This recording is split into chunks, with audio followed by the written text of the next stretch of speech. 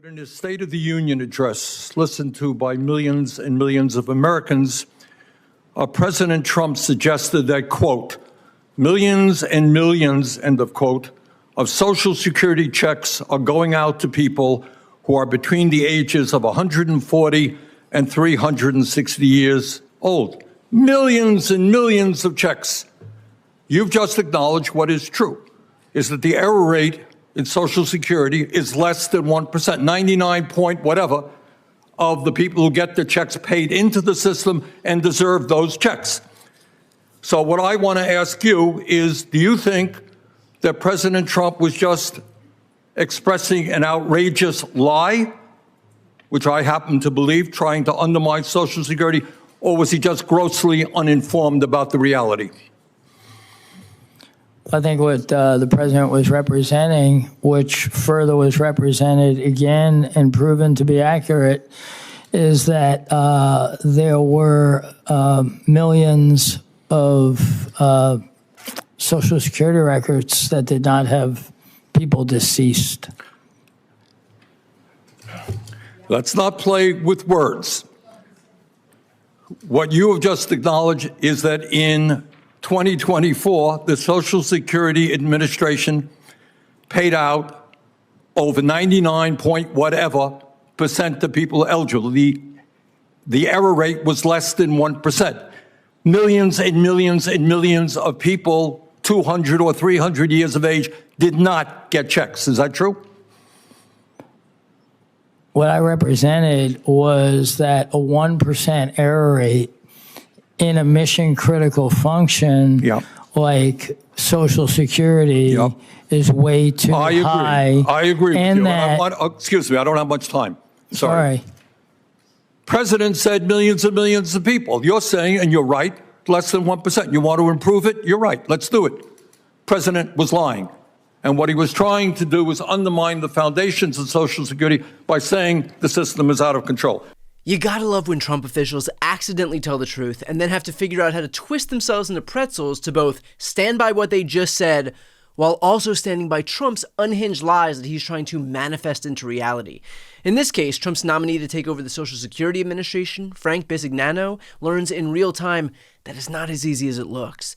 Now, Trump has been relentless in peppering the American people with the lie that Social Security is rife with fraud. Why? Because he needs a pretense to be able to privatize it. And so by lying now, he is laying the groundwork to be able to do that later. He knows that Social Security is far too popular as it stands, but if he can chip away at the agency's stellar reputation, then eventually he thinks he'll get to the point where he can garner enough support to take an axe to it. You are watching the first steps of a multi-pronged plan play itself out, meaning that Trump will continue to attack Social Security because his goal here is to manipulate you all that something is wrong so that he can ultimately get what he wants later. So let's talk about his manipulation efforts. You might remember from Trump's joint address this. 1.3 million people from ages 150 to 159 and over 130,000 people, according to the Social Security databases, are age over 160 years old. We have a healthier country than I thought, Bobby.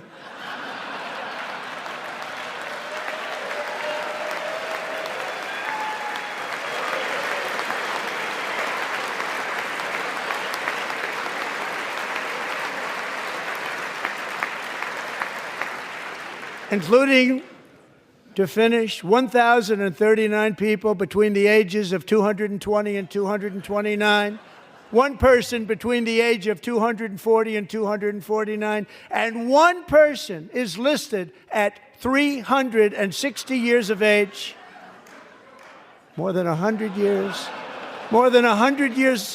older than our country.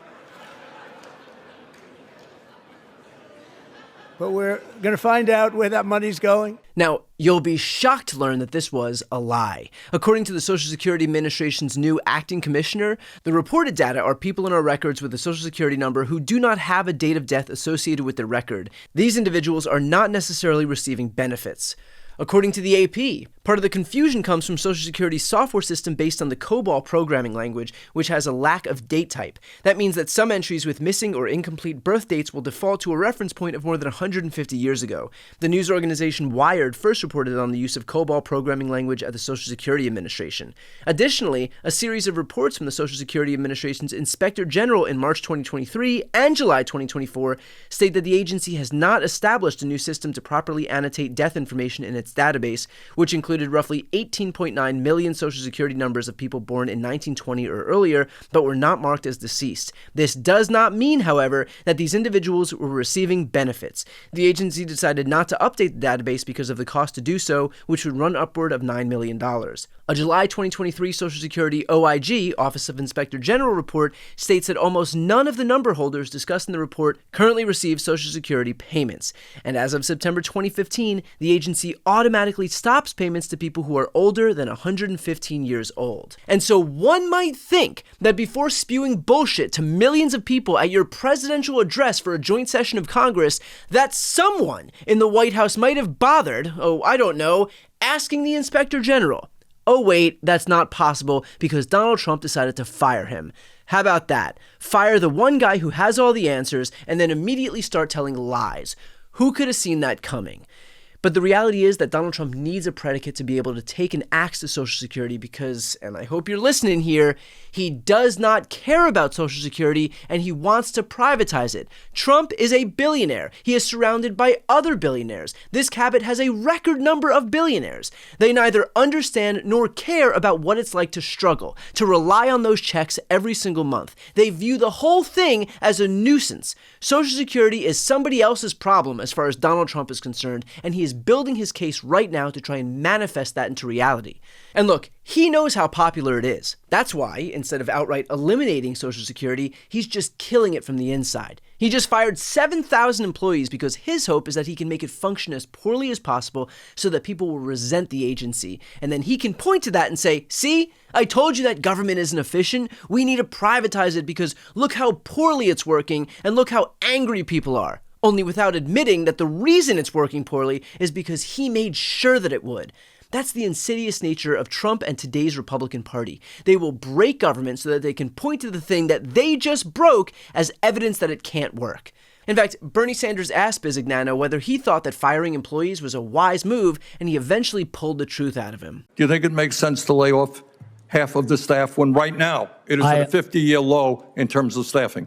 Well, I don't know where Mr. Dudek gets his information from, and I don't communicate with Mr. Dudek. I'll just ask you, I think what Mr. Senator Dane said was right. Tough to get through right now. I think common sense would suggest that when it's bad now, you don't lay off half your staff. Would you agree with me? I believe that we can drive efficiency for the rest of our life. Right. I also understand that it takes 20 plus minutes to answer the phone. On a good day. Right. Well, that's the average published, right? It's not how I would report the numbers because I think... All right, but all that I'm asking, when you have a system that is not working now, do you think it's a great idea to lay off half of the employees? I don't know if... do I think it's a great idea to lay off half of the employees when a system doesn't work? I think the answer is probably no. So look, the ruse here is quite simple. Trump swept into office amid claims that he understood your pain, that he knew what it was like to deal with high costs, housing and rent and groceries and eggs, that only he could tackle those problems, that Kamala Harris just didn't understand, didn't care. And yet the moment he got what he needed from you, the second he got your vote and took office, he started hacking away at lifelines that you rely on, all the while still allowing those other costs to go up every single day. And the Republican Party more broadly is collectively too chicken shit to do a single thing about it. But remember, you are not without recourse. You are not without agency here. You have the power to strike the fear of God into these people. Call their offices, go to their town halls, and remember what's happening right now. Because these Republican officials might think that they're immune from accountability. They're going to learn in short order that they're not.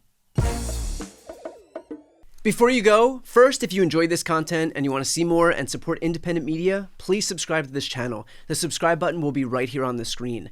But second, the reality is that we're now in a political environment where this administration can lean on any of the social media platforms to suppress certain voices if they don't like critical coverage. That means my longevity here is in the hands of a few tech billionaires who are already making it clear that they're willing to cater to this White House.